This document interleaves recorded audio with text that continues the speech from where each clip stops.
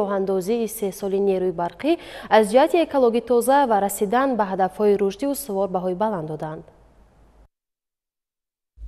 ҳайати меҳмононро зимни шиносоӣ бо ҷараёни корҳои сохтмонӣ дар нерӯгоҳи барқи обии Роғун муовини сарвазири ҷумҳурии Тоҷикистон Усмоналӣ Усмонзода ва масъулони ҷамъияти саҳомии кушодаи нерӯгоҳи барқи обии Роғун ҳамроҳӣ намуданд. Комиссари Иттиҳоди Аврупо оид ба шарикии байналмилалӣ Йозеф Сикела ва ҳайати ҳамроҳонаш бо сарбанд ва ядрои сарбанди асосӣ, қисматҳои баромадгоҳи нақбҳо, обқабулкунакҳои доимӣ, толори агрегатҳои нерӯгоҳ ва дигар қитъаҳои сохтмонӣ шинос шуда ба азму талош ва иродаи устувори мутахассисону муҳандисони тоҷик баҳои баланд доданд.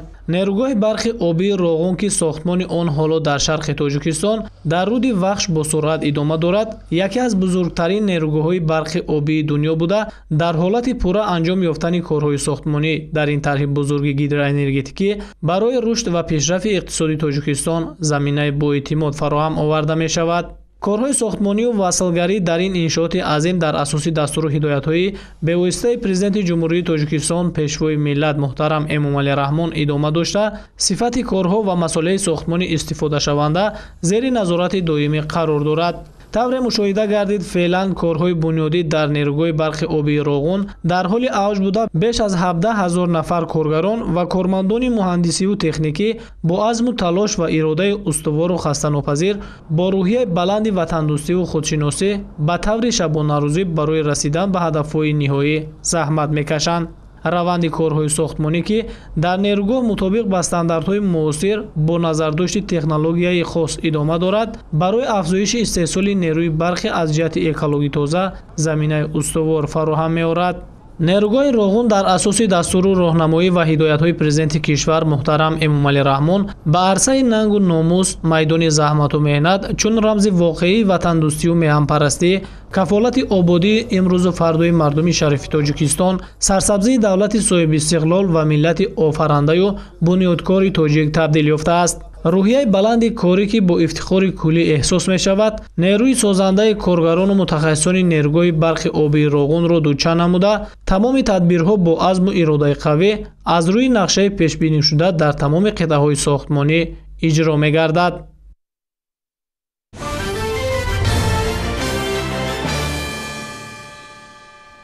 тоҷикистон бо пурра сохта ба истифода додани нерӯгоҳи барқи обии Роғун ба истиқлолияти комили энергетикӣ хоҳад расид.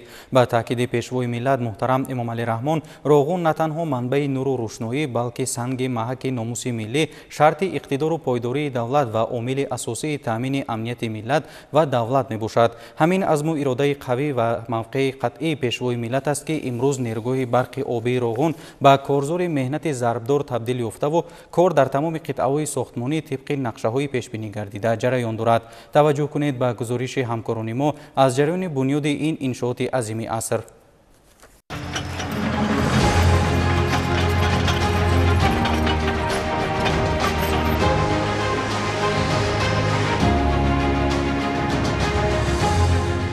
гузашти ҳар рӯз лаҳзаҳоеро наздиктар месозад ки нерӯгоҳи барқи обии Роғун бо тамоми иқтидораш фаъол гардида бо имкониятҳои энергетикии мамлакатро боз ҳам баландтар мебардорад.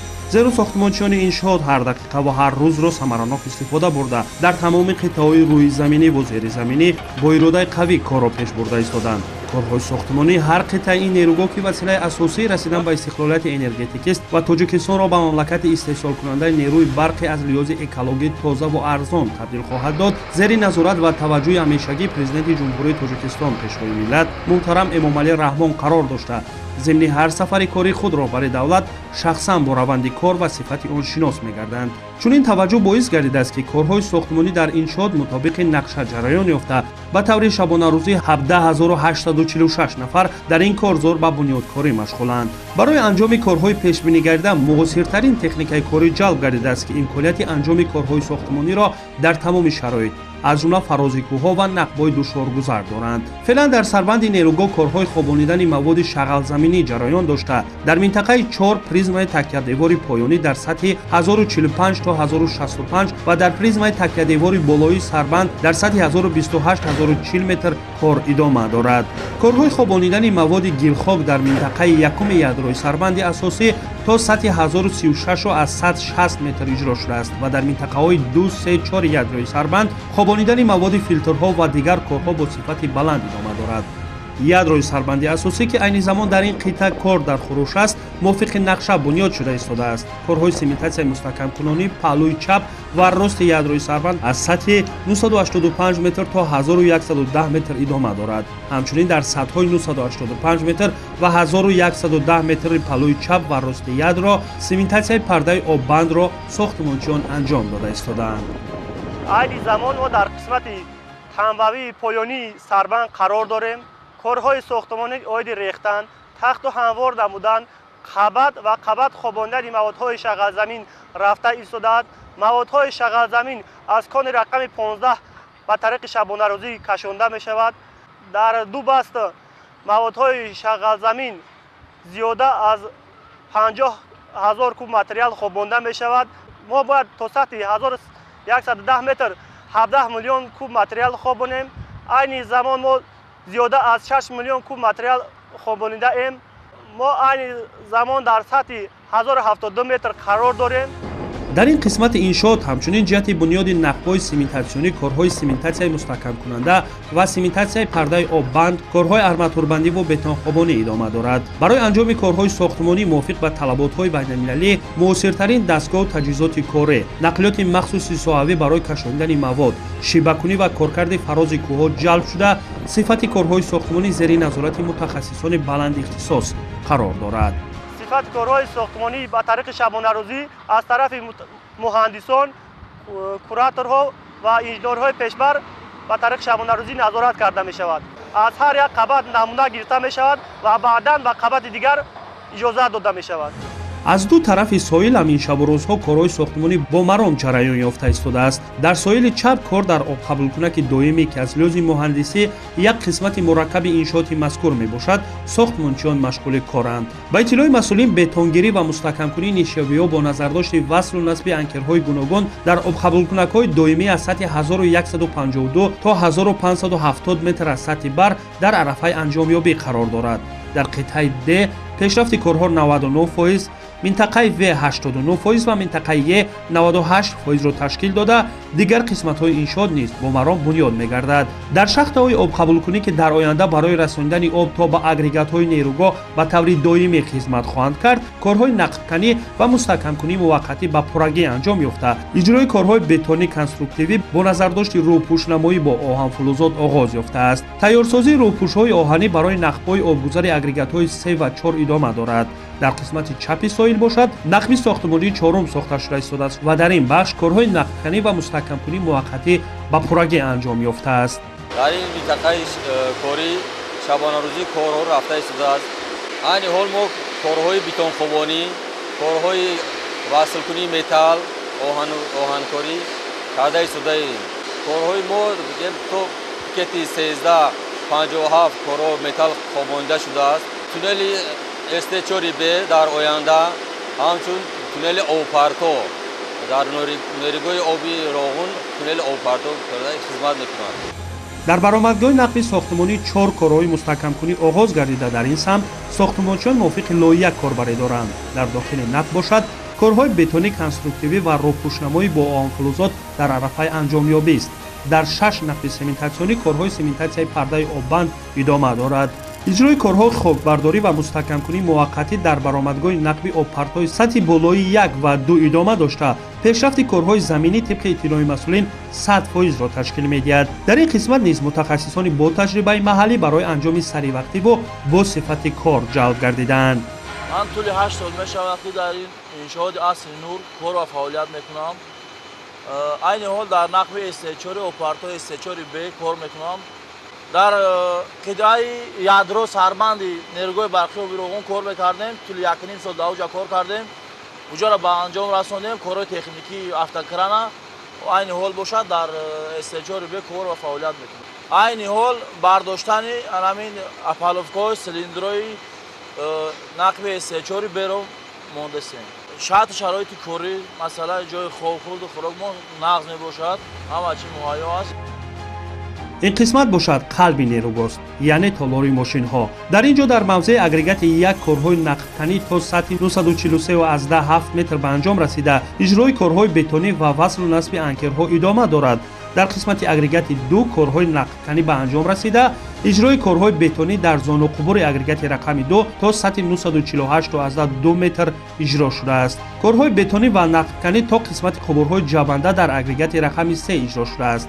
در کراتر اگریگات رقم 4 کراتر توربینا با وزن 269 تن و کامرا اسپیرالی با وزن عمومی 200 تن گذاشته شده است. اطراف کامرا اسپیرالی با پراگه آرماتوربندی و بتون خوابانی کرده شد. بتون خوابانی در اطراف زانو، کانوس و کامرا اسپیرالی قسما به سطح 964 از 120 رسانیده شد. یعنی از روند کارهای با صورت ساختمانی میتوان گفت که انشاءات مذکور موافق نقشه و با نظرداشت استانداردهای بین‌المللی ساخته شده ایستاده است.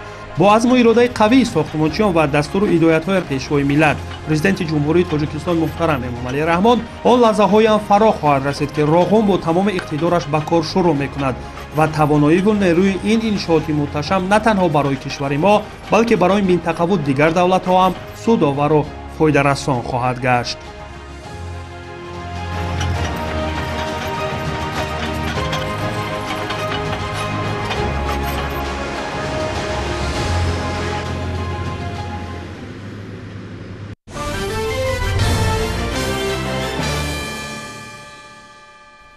در شهر دوشنبه میانی نمایندگان شریکان رشد تاجیکستان دو سازشنامه نوی سرمایه‌گذاری به امضا رسید.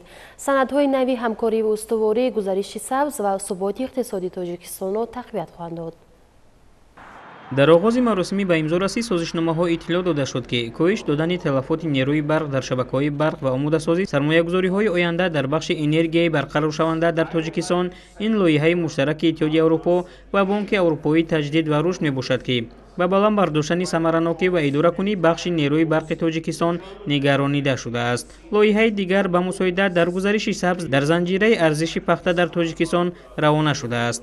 اتحادیه اروپا و بانک اروپایی تجدید و رشد در قدم‌های نهایی پشتیبانی لایحه که با گرانت 20 میلیون یورو از فوند سرمایه‌گذاری اتحادیه اروپا در آسیا و اقیانوس آرام مبلغ گذاری می‌شود برای دستگیری ثمراناکی بهتر تقسیمات نیروی برق در تاجیکستان یک جای کار می‌کنند. سازشنامه را نمایندگان اتحادیه اروپا و بانک اروپایی تجدید و رشد امضا کردند.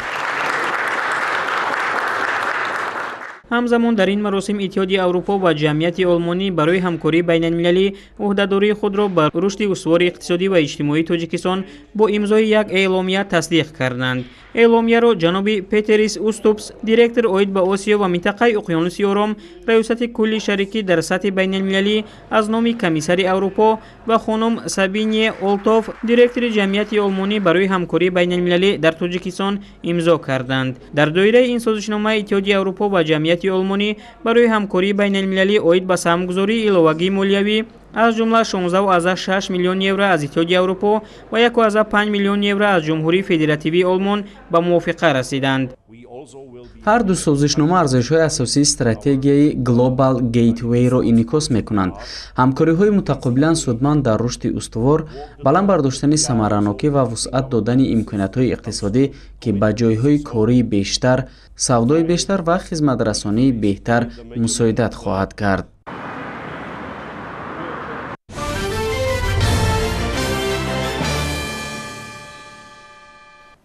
در دایره روز کارمندان مقامات پروکراتورای تاجیکستان که همساله 14 مارس تجلیل می‌گردد در ولایت سوخت مجلس تنتنوی برگزار شد. اشتراکچیان این چاره‌بینی دایر به تاریخ تأسیس مقامات پروکراتورا، خدمت‌های بی‌سابقه پرزیدنت جمهوری تاجیکستان محترم امامعلی رحمان در تحکیم مقامات در دوران صاحب استقلالی، نقش پروکراتورا در برقرارکنی ساخت کنستیتوسیونی و صلح و ثبات در جامعه، تامین ولایت قانون، ترتیبات حقوقی، مبارزه با جنایتکاری، حفظ حقوق و آزادی‌های انسان و شهروند، منفعت‌های دولت و جامعه سخن گفتند.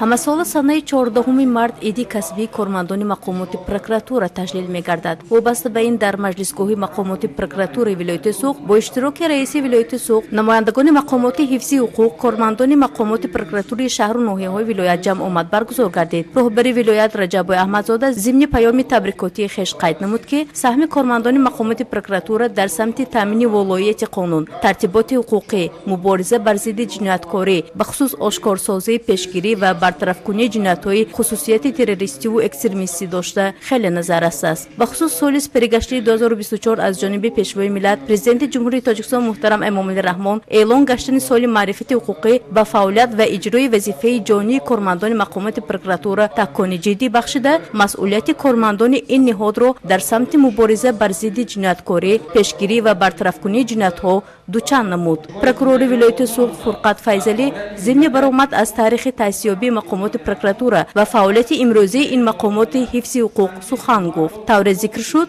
маҳз иҷрои вазифаи содиқонаву софдилонаи кормандони мақомоти прокуратураи вилоят буд ки дар соли сипаригашта дар натиҷаи гузарондани санҷиш як қатор қонунвайронкуниҳо ошкор карда шуда баҳри бартараф намудани онҳо санадҳои эътиноии прокурорӣ бароварда шуд. айбдоршудагон ба ҷавобгарии интизомӣ моддӣ ва маъмурӣ кашида шуданд. дар асоси санадҳои эътиноии прокурорӣ заминҳои худсарона ишғолшуда ба ҳолати аввала баргардонида шуданд. вобаста ба риояи қонунҳо оид ба ноболиғон ва ҷавонон ҳолати иҷрои қонунгузориҳо дар бораи маориф, масъулияти падару модар, пешгирии ҳуқуқ вайронкунӣ байни ноболиғон, ӯҳдадории ҳарбӣ ва хизмати ҳарбӣ низ санҷида шуд. ин ҳама аз фаъолияти пурсамари кормандони мақомоти прокуратураи вилоят дарак медиҳад.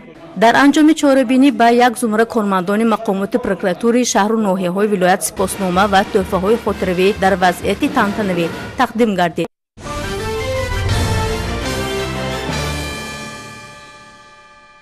ҳамасола дар ҷаҳон 15 март ҳамчун рӯзи умумии ҷаҳонии ҳимояи ҳуқуқи истеъмолкунандагон қайд карда мешавад.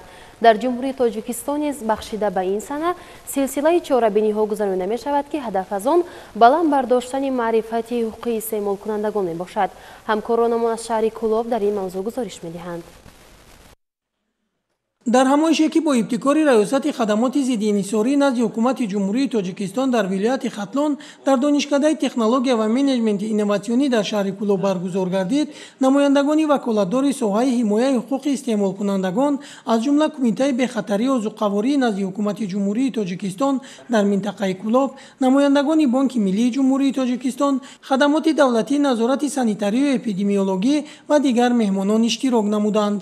дар вохӯрӣ оид ба эълон гардидани рӯзи ҳимояи ҳуқуқи истеъмолкунандагон ва ҷашн гирифтани он аз ҷониби давлатҳои аъзои Созмони Милали Муттаҳид ва Иттиҳоди давлатҳои мустақил, қонунҳои амалкунандаи ҷумҳурии тоҷикистон дар бораи муроҷиатҳои шахсони воқеӣ ва ҳуқуқӣ, қонуни ҷумҳурии тоҷикистон дар бораи ҳимояи ҳуқуқи истеъмолкунандагон ва қонуни ҷумҳурии тоҷикистон дар бораи Бонки миллии ҷумҳурии тоҷикистон баррасӣ карда шуданд. инчунин намояндагони хадамотҳои мазкур дар бозори саховати шаҳри Кӯлоб ва якчанд марказҳои савдою хизматрасонӣ аз тарзи нигаҳдории маҳсулоти хӯрока, хизматрасонӣ ба истеъмолкунандагон, сифат ва санаи барориши маҳсулоти истеъмолӣ ба фурӯш бароварда шуда дидан карданд. барои боз ҳам беҳтар огаҳӣ ёфтан аз ҳуқуқҳои худ ба шаҳрвандон варақаҳои иттилоотӣ ва буклетҳо тақсим карда шуд. дар ҳамин рӯз дар шуъбаи минтақавии Бонки миллии тоҷикистон дар шаҳри Кӯлоб вобаста ба рӯзи ҳимояи ҳуқуқи истеъмолкунандагон ҳамоиш доир гардид. дар ҳамоиш сармутахассиси раёсати хадамоти зиддиинҳисорӣ назди ҳукумати ҷумҳурии тоҷикистон дар вилояти Хатлон Насимҷон Бозоров дар бораи ҳадаф, ваколатҳо ва сохтори хадамоти зиддиинҳисорӣ назди ҳукумати ҷумҳурии тоҷикистон дар самти ҳимояи ҳуқуқи истеъмолкунандагон ва қонуни ҷумҳурии тоҷикистон дар бораи ҳимояи ҳуқуқи истеъмолкунандагон маъруза кард. Зафар Давлатов, муовини мудири шуъбаи минтақавии Бонки миллии тоҷикистон дар шаҳри Кӯлоб, оид ба ҳимояи ҳуқуқи истеъмолкунандагони хизматрасониҳои молиявӣ, воситаҳо, ҳисоботҳо ва санадҳои меъёрии ҳуқуқӣ дар ин самт амалкунанда маълумот дод. ҳамоиш бо намоиши филмҳои кӯтоҳ дар бораи қаллобон, пасандозҳо дар бонк ва суолу ҷавобҳои иштирокчиён анҷом пазируфт.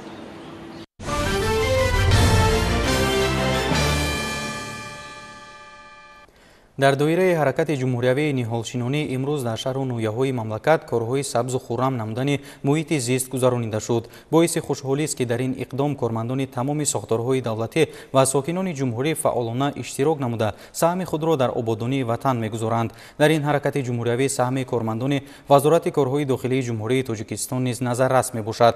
аз ҷониби ҳайати шахсии ин вазорат ҳашарҳои ниҳолшинонӣ ташкил карда шуда дар мавзеъҳои мувофиқ ниҳоли дарахтони ҳамешасабз шинонида мешавад. чун дигар маърифатҳои иҷтимоӣ маърифати экологӣ муҳимтарин унсури зист барои саломатӣ ва пок нигоҳ доштани муҳити экологӣ ба ҳисоб меравад. бахусус дар ҷаҳони имрӯз олудашавии фазои экологии сайёра бо таъсири газҳои гулхонаӣ ва дигар омилҳо ки яке аз хатарҳои экологӣ ба ҳисоб мераванд, ҷомеаи ҷаҳониро водор месозад то дар бартарафсозии чунин буҳрони экологӣ тадбирҳои саривақтӣ андешанд. хушбахтона бо иқдоми пешвои миллат муҳтарам Эмомалӣ Раҳмон дар саросари кишвар маҳаллаву шаҳрак, хиёбонҳо, канори роҳҳо, дарахтони ороишӣ ва сояафкану мевадиҳанда шинонида шуда, дар марказҳои маъмурии вилояту шаҳр ва ноҳияҳои мамлакат боғҳои гуногунранги дарахтон бунёд гашта истоданд. кормандони вазорати корҳои дохилӣ низ чун дигар сокинони мамлакат бо дарки масъулият ҷиҳати амалисозии талаботи қарори ҳукумати ҷумҳурии Тоҷикистон дар бораи кабудизоркунии ҷумҳурии Тоҷикистон то соли 2040 дар сабзу хуррамсозии назди биноҳои маъмурии мақомот, ҳудуди қисмҳои ҳарбии қушунҳои дохилӣ, мавзеъҳои истироҳатӣ ва заминҳои дар ихтиёри сохтори мазкур буда, дар шинонидани ниҳолу дарахтони сояафкану мевадиҳанда ва ороишӣ саҳми созгор гузошта истоданд. 15 марти соли равон дар асоси нақшаи тасдиқнамудаи роҳбарияти вазорати корҳои дохилӣ, ҳайати шахсии ҷузъу томҳои мақомот дар саросари кишвар бо мақсади кабудизоркунӣ, саҳм гузоштан дар беҳтар гардидани фазои экологии кишвар ба ҳашари ниҳолшинонӣ баромаданд. аз ҷумла дар мавзеи қулписта ки дар он қисми ҳарбии 3502 қушунҳои дохилии вазорати корҳои дохилӣ ҷойгир аст ва дар ихтиёри худ заминҳои мусоид барои ниҳолпарварӣ дорад, кормандони раёсатҳои дастгоҳи марказии вазорат дарахтони гуногун, сояафкан, сӯзанбаргу арча, мевадиҳанда, гелосу зардолу, пистаю бодум, себу анор, навъҳои гуногуни ангур ва дар ҳудуди заминҳои қисми ҳарбӣ ниҳоли хуч ки меваи он хусусияти давобахшӣ дорад, шинонида шуд. интихоби мавзеи мазкур барои ниҳолшинонӣ аз ҷониби роҳбарияти вазорати корҳои дохилӣ аз чанд ҷониб манфиатҳои беназир дорад. аз меваҳои дарахтони мазкур дар солҳои наздик афсарону сарбозони қисмҳои ҳарбии қушунҳои дохилӣ метавонанд мавсимӣ ва ё дар сардхонаҳо захира кардани меваҳо дар фасли зимистон ва нушоба омода кардан истифода намоянд. дар мавзеъҳои баландтар пуштаҳо шинонидани дарахтони сояафкану ороишӣ низ беҳтарин омили пешгирии шусташавӣ, кандашавии эрозияи талу теппаҳо аз борону тарма ва дигар ҳодисаҳои табиӣ мебошад. дарахтони зиёде ки дар мавзеи мазкур шинонида шуданд, аз нигоҳи илмӣ ба иқлими инҷо мутобиқ буда, аз таҷрибаи боғҳои бунёдшудаи солҳои пеш аён аст ки дар муддати кӯтоҳ дарахтон самари хуб медиҳанд. қаблан ин ёлаву пуштаҳое ки имрӯз боғу марғзори пурдарахтанд, биёбонеро мемонд ки хушбахтона бо ҷалби сарбозону афсарон ва кормандони вазорати корҳои дохилӣ марҳила ба марҳила бо тавсияи мутахассисони соҳаи боғпарварӣ навъҳои гуногуни дарахтон шинонида шуда, барои сабзу хуррам нигоҳдории дарахтон аз масофаи 13 километр роҳ аз дараи харангони ноҳияи Варзоб оби мусаффо оварда шуда, қисме аз дарахтоне ки дар баландиҳо ҷойгиранд, тариқи қатрагӣ парвариш мешаванд. чунин ҳашари умумии ниҳолшинонии кормандони вазорати корҳои дохилӣ дар вилоятҳои Суғду Хатлон, Бадахшон, минтақа ва ноҳияҳои Рашт ва ноҳияҳои тобеи марказ бо дасту дили гарм амалӣ карда шуда, дар умум зиёда аз 10 000 дарахтони гуногун шинонида шуд. воқеан ҳам ҳар амалу коре ки бо ҳамдилӣ, завқу дили гарм дар якҷоягӣ иқдом мешавад, самари хуб дода, далел аз ватандӯстӣ ва арҷ гузоштани ҳар ваҷаб хоки диёр аст. ташаббусҳои бунёдкоронаи асосгузори сулҳу ваҳдати миллӣ, пешвои миллат муҳтарам Эмомалӣ Раҳмон мо кулли сокинони хуштолаи сарзамини биҳиштосо Тоҷикистони азизро водор месозад ки бо маърифату масъулияти баланди шаҳрвандӣ ба рушду сарсабзии кишвар ва устувор ҳифз кардани давлати соҳибистиқлоли худ саҳмгузор бошем.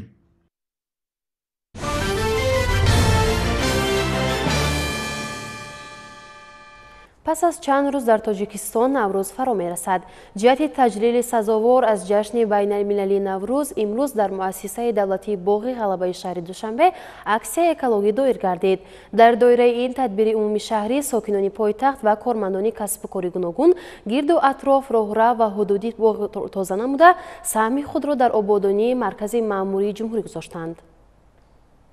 ҳамаи гуна ҷавонони фаъоли пойтахт ва як зумра кормандони соҳаҳои тандурустиву маориф шумораи зиёди сокинонро дар гирди худ ҷамъ оварданд то дар аксияи экологии саҳми ман дар шаҳри ман иштирок кунанд. аксияи мазкурро масъулин ҷиҳати саҳм гузоштан дар созандагии ободонии пойтахт, тоза намудани гирду атрофи маҳаллӣ зист, кӯчаву хиёбонҳо, обод намудани гулгаштҳо, нарм намудани бехдарахтон ва ба ин васила дар замири насли наврас бедор намудани ҳисси ватандӯстӣ арзёбӣ намуданд. дар ин тадбири экологӣ ки дар муассисаи давлатии боғи ғалаба ва нигаҳдории ҷангал роҳандозӣ гардид, иштирокчиён ҳудуд, роҳрав ва гирду атрофи боғро тозаву озода намуда, инчунин ҷиҳати сабзгардонӣ дар ҳудуди ин муассиса ниҳолони ҳамеша сабз шинониданд. ба шаҳри сабз табдил додани шаҳри Душанбе яке аз иқдомҳои навбатии раиси шаҳри Душанбе буда, мақсад аз амалигардонии ин ташаббус пеш аз ҳама саҳм гузоштани сокинон дар сабзу хуррамгардонӣ ва шукуфоии пойтахт мебошад. иштироки фаъолонаи сокинони пойтахти азизамон шаҳри Душанбе дар чунин корҳои созандагӣ ва бунёдкорӣ ва сабзгардонӣ нишони он аст ки имрӯз сокинон бо як масъулияти баланд дар назди ҷомеаи соҳиби истиқлоли Тоҷикистон ба хотири рушди ободу осудаи Тоҷикистони соҳиби истиқлол, хусусан пойтахти азизамон шаҳри Душанбе ҳамеша пешсафии худро изҳор медарад. Мақсад аз баргузории аксия ин ҳам дар арафаи таҷлили иди байналмилалии Наврӯз нишони он аст ки сокинони пурифтихори пойтахт мехоҳанд Наврӯзро бо як рӯҳияи тоза, бо як илҳоми сафо, бо як рӯҳбаландии хоса пешвоз гиранд ва дар корҳои сабзкориву тозагӣ пойтахт саҳми хешро арзишманд гузорад. масъулин иброз доштанд ки чорабинии экологиро бахшида ба сазовор таҷлил намудани иди Наврӯз роҳандозӣ карданд ва то таҷлили ин сана ҳар ҳафта онро дар гӯшаҳои алоҳидаи пойтахт баргузор хоҳанд кард. мақсад аз роҳандозӣ намудани тадбири экологӣ ҳам тозаву озода нигоҳ доштани шаҳри Душанбе, пайравии ҷавонони пойтахт аз ташаббусҳои созанда ва бунёдкоронаи раиси шаҳри Душанбе ва дар сатҳи баланду зарурӣ баргузор намудани ҷашни Наврӯз маънӣ дод гардид. бояд гуфт ки чунин тадбир имрӯз дар 4 ноҳияи пойтахт амалӣ шуда, дар он сокинони касбу кори гуногун бо як масъулияти баланд саҳми арзишманди худро гузоштанд.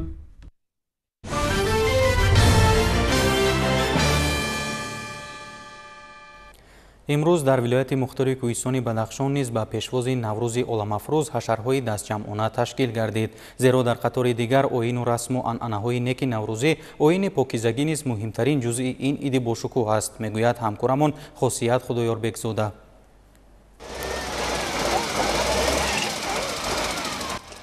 яке аз беҳтарин оинҳои наврӯзӣ ин оини покизагӣ мебошад. Покизагӣ ба маънои тоза намудани хонаву дар, боғу маҳалли зист ва инчунин софу беолуда нигоҳ доштани қалб, тоза намудани дил аз ғубори кинаву адоват мебошад. ин оин ҳамеша дар қаламрави вилояти мухтори кӯҳистони Бадахшон дастаҷамъона ба иҷро расонида мешавад ва одамони синну соли гуногун ва касбу кор субҳи барвақт ба маҳал баромада гирду атроф ва роҳу хиёбонҳо, боғу гулгаштҳоро тоза менамоянд.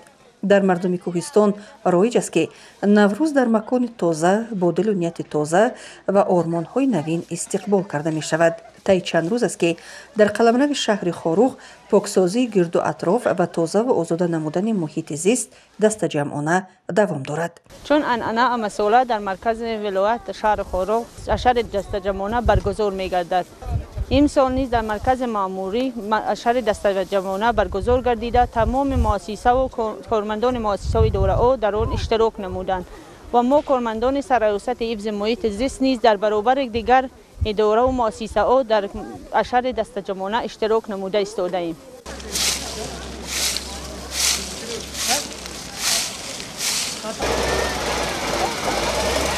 бахусус дар фасли баҳор ки табиат аслан ба тозаву озода намудан ниёз дорад, ҳашарҳо доир карда мешаванд.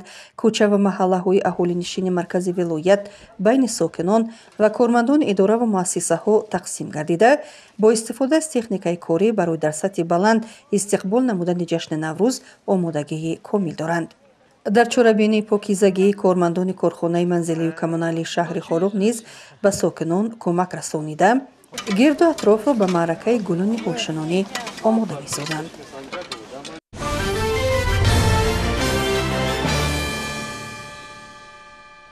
воқеан ҳам бо вуруди баҳори некпай тадбирҳои сабзкорӣ дар саросари мамлакат хусусияти оммавӣ касб карда, ободонӣ ва тоза озода намудани муҳити атрофро аҳли ҷамъият рисолати шаҳрвандии хеш медонанд. Дар ҳамин замина боғи фарҳанги фароғатӣ ба номи Камоли Хуҷанди шаҳри Хуҷанд низ гулпӯш мешавад. Кормандони ин муассиса тасмим доранд ки дар доираи омодагиҳо ба Наврӯзи байналмилалӣ дар ин макон 150 000 беғ гул шинонанд. Гузориш аз шаҳри Хуҷанд.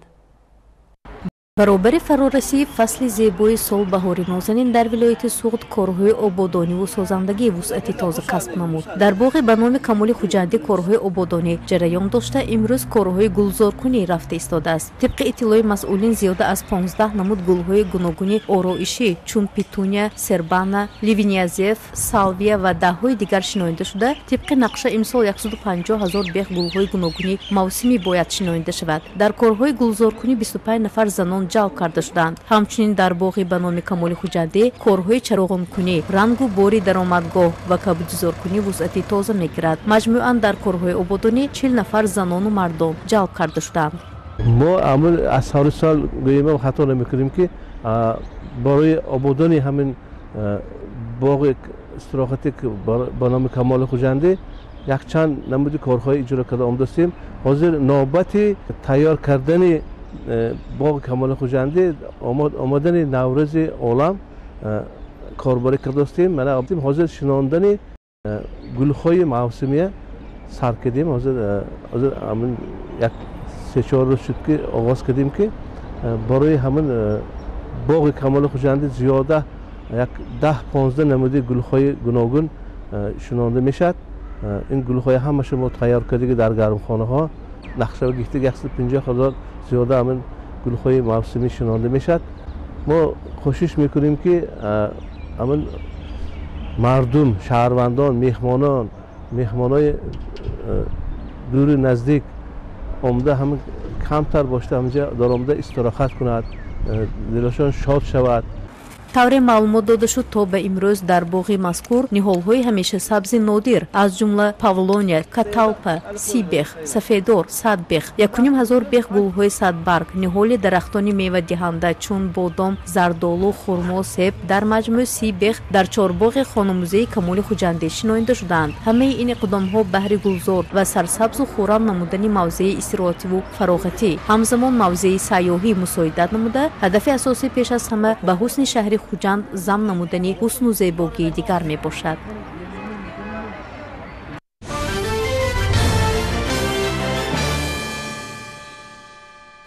бо фаро расидани фасли зебои баҳор дар мамлакат